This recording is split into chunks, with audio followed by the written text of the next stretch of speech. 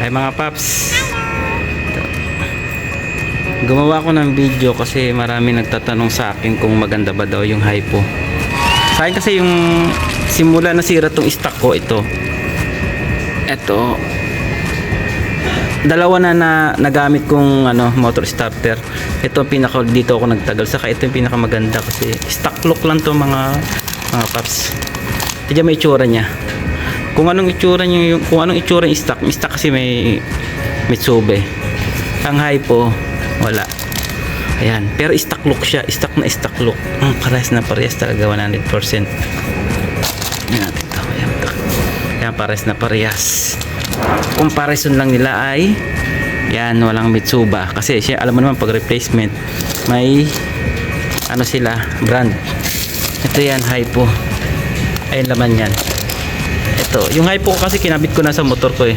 Ito, iniram ko na lang para may pang demo ako. Ayan yung hypo. Ito yung nakakabit sa akin, oh.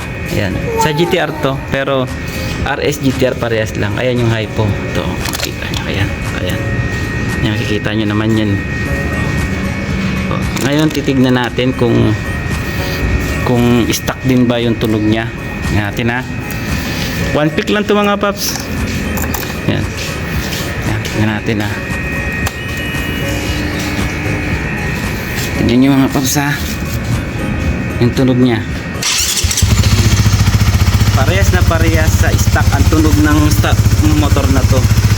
Kaya kung naghanap kayo ng replacement na motor starter, ito na marirecommended ko sa inyo. Halos 100% yung copy. Ayan. Ayan na. Ayan. Kung kailangan nyo, PM lang kayo sa akin. Ayan. Sobrang mahal kasi ng, alam nyo ba yung stock dito sa Honda? Nasa 4.8 to, depende pa, yung may iba 5K. Samantalang itong hypo, nag-range lang siya ng 1.8 to 2,000, depende sa pagbibilihan nyo. Ayan, diba mga paps? Hanggang dito na lang paps ng video. Salamat.